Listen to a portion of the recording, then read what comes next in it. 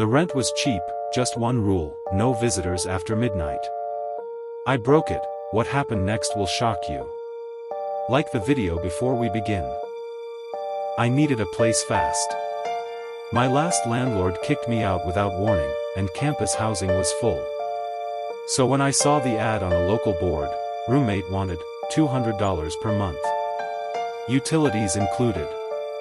I messaged immediately. The response came almost instantly: room available. Just one rule: no visitors after midnight. Ever. I should have asked more questions. But the price was too good, and I didn't want to sleep in my car again. The place was fine. Quiet building. Faint smell of old carpet. Room was small but clean. My roommate, Alan, barely said a word. Tall guy, maybe mid-30s, always wore a hoodie indoors. Seemed normal, a little distant. He gave me the keys, pointed to my room, and said it again: just remember, no guests after midnight. It's important. I laughed. Said I'm not exactly a party animal. The first night was uneventful. I unpacked, made noodles, and crashed around 1 a.m. But I remember, as I walked to my room, I saw Alan's door was open just a crack. Just enough to notice, the lights were off. And yet, there was someone standing behind it. Tall. Perfectly still. Not moving. Just a silhouette. Maybe Alan. Maybe not. I didn't say anything. Just walked faster and shut my door. That night, I woke up to a sound. Knocking. Not loud, soft. Like someone tapping with a fingernail. I checked my phone. One new message. From Alan. Don't answer the door. That's it. I hadn't heard the doorbell. Just knocking. But when I looked through the peephole, there was no one there. I tried to sleep, but the knocking returned around 4 a.m. A little louder this time. No footsteps. Just knocking. And in the hallway, under Alan's door, I saw a shadow. Moving. But his lights were still off. By morning, Alan was in the kitchen. Same hoodie. Calm. Stirring coffee. I asked, "Hey, did you text me last night?" He nodded. Didn't even look at me.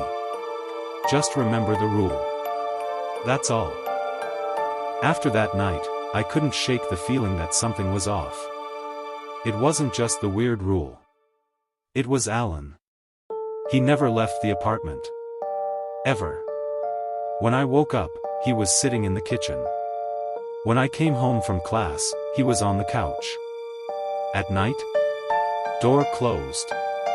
No sound. But a faint smell, like burnt wires, would drift into the hallway. I started to wonder, is he watching me? Maybe he has cameras.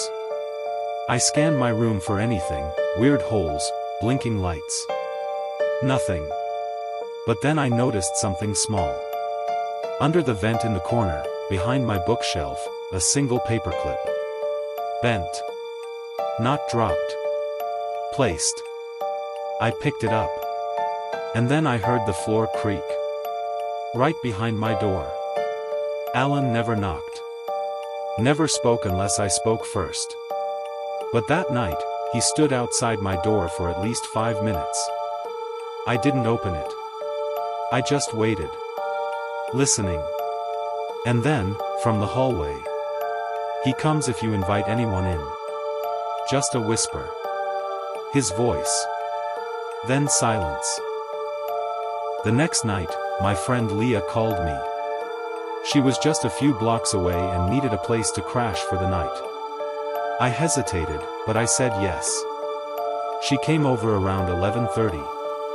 We stayed in my room. Ate chips. Talked nonsense.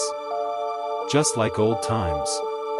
But then, around 12:40, we both heard it. 3 knocks. Not at the front door. At my bedroom door. I froze. Leah laughed. What, your roommate wants to join the party? I whispered, I never told you the rule. She went to open the door. I grabbed her wrist. Pulled her back hard. The knocking stopped instantly. Then we both heard it. Breathing. Slow. Heavy. Just outside the door. It didn't sound like Alan. We didn't sleep. Just sat in the dark, listening to every creak and tap. By 6 a.m., Leah had enough. She left without saying goodbye. I watched from the window as she walked down the street. And saw a second figure following her. I checked the building cameras through the management app. Alan had given me the login when I moved in. I rewound the footage. From 12:40 to 1:00 a.m., there was no one outside my door. But my bedroom door had moved. Just slightly. Open. Close. And my shadow wasn't the only one inside the room. The next morning, Alan wasn't in the kitchen. That was the first time since I moved in that he wasn't there. His door was shut. No sound. No smell. I knocked once. No response. Then I noticed something new, just outside his door, a pale yellow envelope. No name. Just a symbol drawn in pen. A circle, with 3 sharp lines running through it like claw marks. I bent down to pick it up, but before I could touch it, his door opened. Alan stood there. Still in that same hoodie. His face was blank. Eyes sunken. He looked down at the envelope, then up at me. You didn't touch it, right? He asked. I shook my head. He picked it up carefully and stepped back inside without another word. The door shut. I didn't leave my room the rest of the day. Later that night, I heard the front door open. It was around 11:50 p.m. I crept out of my room to see who it was. The hallway was dark. Alan's door was closed. But the front door? Wide open. There was a man standing just outside the threshold. Facing inward. He didn't move. Didn't blink. Just stared into the apartment like he was waiting to be invited in. He wore a gray coat. Looked like something from a military surplus store. His hands were in his pockets, and he had no visible eyebrows. I whispered, "Can I help you?" He didn't speak. But his mouth moved, slowly. I couldn't hear anything. But I felt it. My head started to ache. My ears buzzed. And then from behind me, Alan shouted, "Close it." I slammed the door shut and locked every bolt. Alan didn't say anything else. Just went back into his room. The next morning, I checked the camera feed again. There was no footage from midnight to 12:30 a.m. That entire window was just static. And worse, Alan's door wasn't in the frame anymore. Like the camera had been moved or the wall had shifted. I checked the date. Then checked the logs. There was no record of me ever logging in. I stayed in bed the next night, fully dressed, lights off, watching the clock. Midnight came. No sounds. No knocks. Nothing. But at 12:23 a.m., the temperature in my room dropped. I mean instantly. Like someone had opened a freezer door. I could see my breath. And then I heard it. A whisper. Just one word. Visitor. It came from inside my room. I turned on the light, heart pounding, but the room was empty. The air was normal again. My breath was gone. I checked under the bed. Closet. Even the vents. Nothing. But there was something new on my desk. The envelope. The same pale yellow one with the symbol. Except this time, my name was written on it. I didn't touch it. Instead, I knocked on Alan's door. No answer. I knocked again, harder. Alan? I think it's happening again. Still nothing. I opened his door. The room was empty. No bed. No furniture. Just 4 blank walls. Like no one had ever lived there. I stood in shock for a full minute. Then I heard the front door creak open behind me. I turned and walked slowly to the hallway. It was pitch black. No lights. And then I heard the voice. Not Alan's. Deeper. Slower. He left the door open. You let me in. I backed away, heart slamming in my chest. The hallway stretched longer than before. Much longer. I ran to my room and slammed the door shut. Locked it. Grabbed the envelope from my desk and threw it in the trash. I didn't sleep. In the morning, Alan's door was back to normal. Closed. Hoodie draped over a chair. Like he never left. He was in the kitchen. Stirring coffee. I thought you were gone, I said. He looked at me calmly. I was. Then he smiled. Don't open the envelope. I didn't ask questions that morning. I didn't want answers. But the envelope wouldn't go away. I had thrown it in the trash, yet it was back on my desk when I returned from class. Same symbol. Same paper. My name still written in perfect cursive. I taped it shut. Sealed it in a Ziploc bag. Locked it in my backpack. That night, I left my room to grab water. Alan wasn't in the kitchen. But his door was open again. Wide open.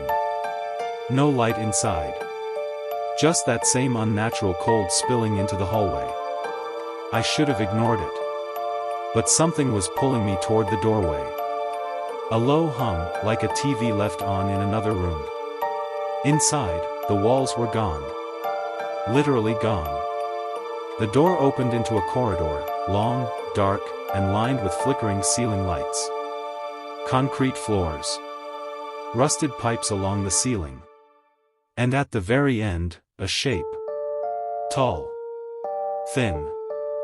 Facing away. I stepped back, heart in my throat, and slammed the door.